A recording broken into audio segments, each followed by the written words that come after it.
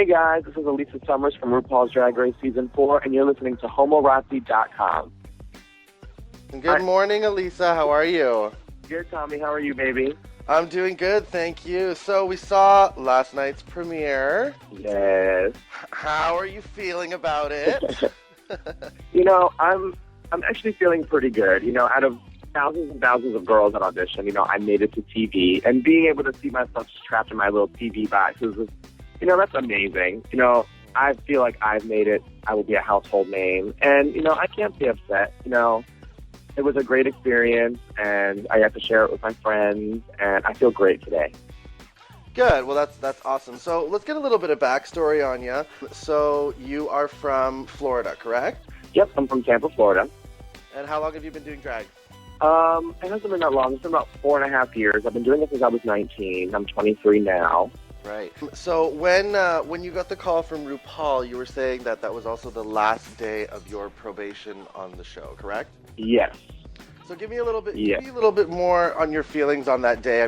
Well, I know I'm not the first or the last person to have gotten a DUI, but just the whole, I was auditioning for season 3, and then I got the DUI for the whole year of filming season 3 and playing it. I was dealing with the DUI, and then when I was applying for season 4, I was finishing up my community service and doing all the things I needed to do. So when I finished up my last day and I'm at my probation officer, that last day I was walking out of the building and I get a phone call that says, hey, you made the TV show. And I was just like, oh my God, this is it was completely it was blessed.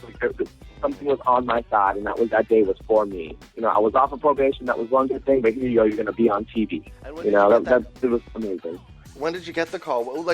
How does the casting process work exactly? A timeline. Give us a timeline of how that works exactly. We sent our audition tapes, I believe it was February or March, and then from there we didn't start filming until I believe August.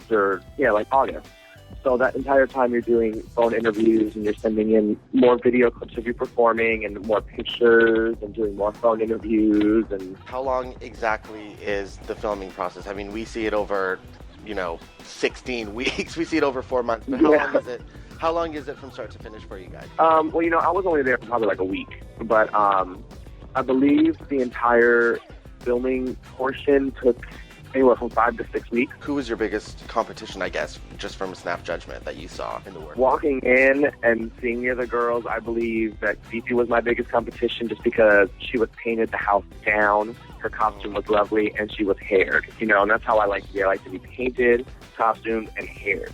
I saw LaShawn there, but, I know LaShawn from back in the day. I know her from being in Florida. So I know what she can do. I wasn't really threatened by her. And then you had, Milan, Jiggly, Madam LaQueer, and Willem in there. And I'm like, I could take those girls. Right. But really, she was the only one I was like, oh shit, I better watch out for that bitch. They cut a lot of it out, but I was sitting at the corner of the table. I'd just be looking over at Fifi, scoping her out, looking at her dress, trying to clock it. So, and then after the rest of the girls came in, when all of you guys were together, what were your opinions about the other? After I came in, I felt everybody was really diverse. We had Chad, who was a little bit older, but when she walked in, you thought immediately Cher. Oh. And as far as Dita, she had a really good energy, but her look wasn't together for me. It was a jacket and some pants, and I was really excited to see Latrice walk in. I know Latrice from back in the day also, from the pageant scene here in Florida, and to see her there, I was like, yes, one of these Florida bitches are going to turn it. I would love to see Latrice win this. When you got your first challenges, what were your feelings on it? Did you feel, we saw you kind of grabbing for everything in that brilliant zombie hotel scene. That was one of the best scenes on that show that's ever happened. Let me tell you, they brought us, they take us from the studio and they're driving us, and the areas start getting more hood and more hood. And we're like, where are we going? And we parked in this corner and they bring us to this hotel. They made it look really nice on TV. It was nasty. and we were trying to scope everything out. We know it's going to be a selling challenge. We're going to have to grab things to create something. And we're looking, and I remember Fifi and I were like, there's 13 doors and there's 13 of us. We probably each are going to have a room and grab whatever we can. We're trying to figure out what it is. And then she goes, drag queen zombies. And they open them doors and it's all the formers. I didn't expect to see all those formers. Yeah. So we were walking around. I'm trying to have conversations with them, and they're like, you can't talk to them, just grab stuff. Yeah. Okay, so after all of that in the workroom and stuff, you went on to the runway. So when the judges were critiquing you and were announcing that you were one of the bottom, how did you feel about that? Well, I don't say that I'm a master seamstress. I can sew basic things like stretch fabrics and stuff like that. Stuff that I have that is more intricate, I send out to seamstresses.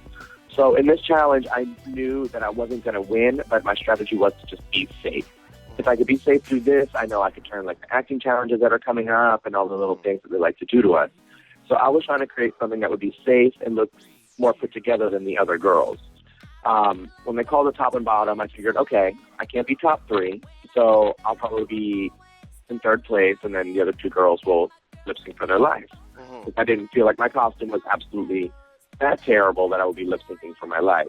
Mm-hmm. But it turned out the way it did, and being critiqued by people that you watch on TV, critiquing, your friends and other drag queens that you look up to, and they're critiquing you now, it kind of hurts a little bit, but you still kind of feel like, I made it.